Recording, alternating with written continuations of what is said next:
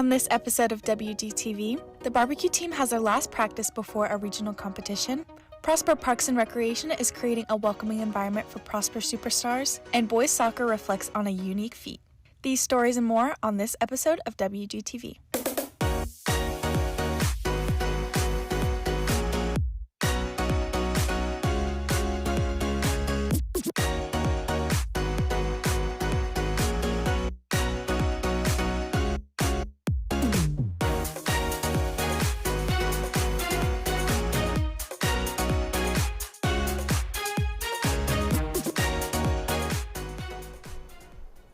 Good afternoon, Wildcats, and thank you for tuning in to this episode of WGTV.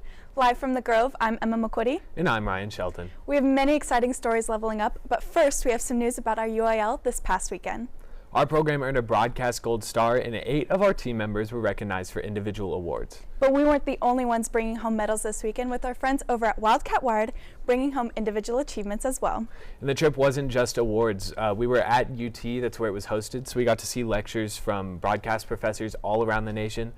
UT's campus is really cool. Austin's a great city. I'd highly recommend you go next year. I know, I wish I went, but I'll make sure to go next year whenever we're seniors. And on the topic of seniors, the form for Senior Elementary School Walk is now open.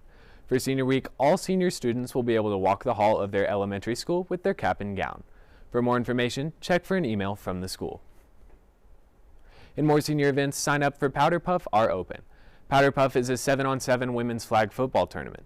For seniors who wish to play, assemble your friends and take the role of players, coach, or spirit squad. Once you've assembled a team, have your coach fill out the form sent to all seniors on behalf of your entire team. And on Tuesday, a school shooting at Wilmer Hutchins High School in Dallas occurred, which resulted in 5 people sustaining injuries. Currently, no deaths have been reported. The suspect is in custody of Dallas County Jail with a $600,000 bond. According to Education Week, this is the 6th school shooting of 2025. The PISD barbecue team is preparing to smoke out the competition at state. Olivia Cook cooks up the story. Texans love their barbecue, and behind me is Warner Grove's barbecue team. The time is currently 6:30 a.m., and they're preparing to compete against 90-plus teams at their state competition. And despite their current lack of competitors, these students are fixing their foods with a champion's mindset. At the beginning of this contest, you're allowed to get back on site at 4:30 in the morning, very, very early time. You're allowed to do setup between 4:30 and 6 a.m. You'll be able to light your fires at 5 o'clock because everybody's got to get all their equipment heated up. At 6 o'clock, it's game on. You're allowed to go pick out your meats. You're allowed to start your butchery on everything. From grilled meats to fire-roasted treats, a variety of dishes must be turned in by their designated deadlines. This mock competition mimics the intensity of the actual tournament. For this team, prioritizing preparation has shown through past experiences, pushing them to strive for improvement. At our recent competitions, we've struggled to, meet the checklist and get everything that we need into the trailer, and we're also making sure that we can get everything up to par with the big leagues because, a regional competition is much easier than state. There's a lot more teams at state, so we got to make sure we're on our A game and we got to lock in.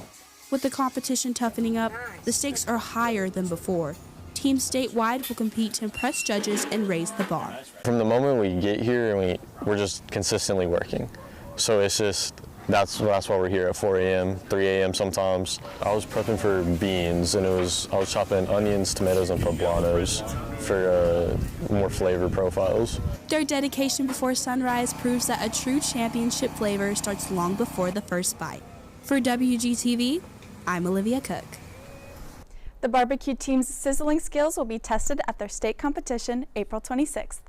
In Texas news, last weekend, 6 people were injured in a house explosion in Austin with significant damage to surrounding property. Austin residents claim to have heard the explosion from up to 28 miles away. No deaths have been reported, although one person was found in the wreckage, but he was quickly recovered in the hospital. The U.S. Department of Transportation has pulled funding for a high-speed rail project in Texas. This bullet train would connect Houston and Dallas and was first pitched in 2009. Though it's been a long work in progress, the Klein-Heinz Capital Partners are still planning on carrying out this long-awaited project. Prosper Superstars is a group that aims to create a supportive and welcoming environment that is designed to empower kids K through 12.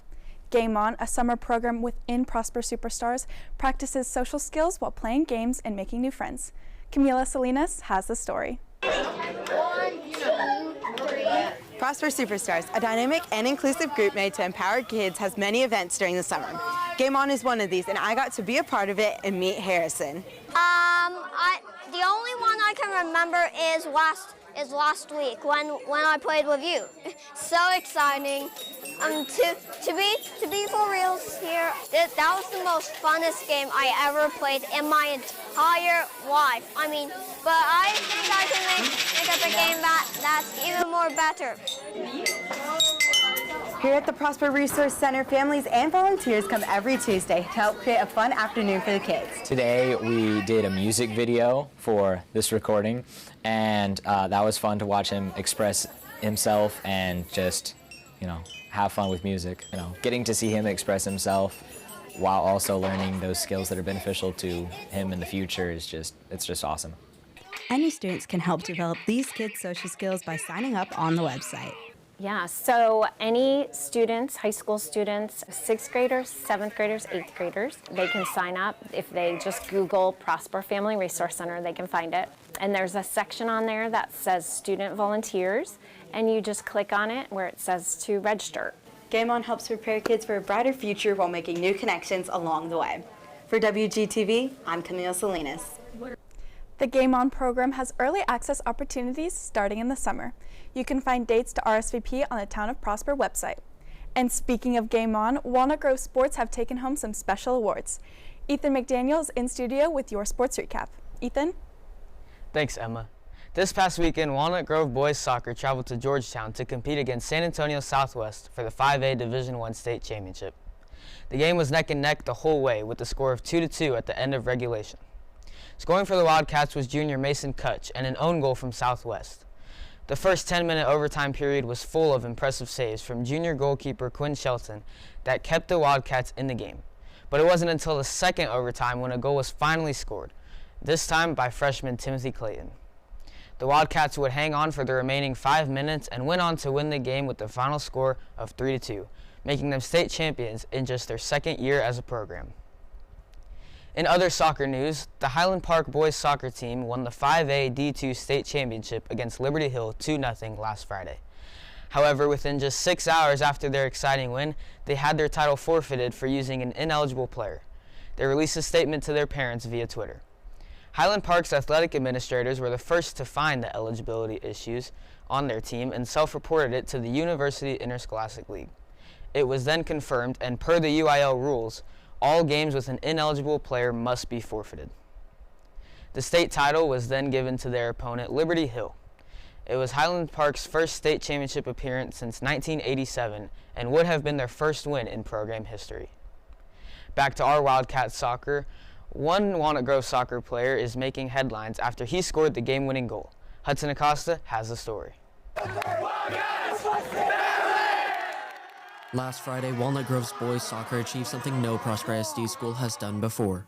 The varsity team won the UIL state championship, becoming the first Prosper SD high school to do so. After the game reached overtime, the MVP title was awarded to freshman Timothy Clayton, number 26. So the game was at last 2 minutes. We were in the second half of overtime. No one scored yet. They've had a bunch of chances on us, and we finally got one. Mason passed me a through ball, and I just got to the top box, and I realized that I wasn't fast enough. I was tired, just couldn't get there, so I had to cut back, and they both went there. And then I just got the ball out of my feet, and I just hit it and put it in the back of the net. Despite only being a freshman, Clayton's skill and chemistry proved valuable in every team he was placed in. I mean, when you put him around the freshman kids or around the JV group, it was immediate that he had the finishing touch that we lacked, especially on the varsity side. And once he was able to produce that a few more times in the JV setting, it was obvious that he could help the varsity side. Clayton's high skill and positive attitude has brought him all the way to the top, and only in his first year of high school. For WGTV, I'm Hudson Acosta. Clayton has a promising future on the field and will continue to train with the varsity team. That's all for your sports recap. For WGTV, I'm Ethan McDaniel. Back to you, Emma and Ryan. Thank you, Ethan. That's all we have for today's episode. For WGTV, I'm Ryan Shelton. And I'm Emma McQuitty.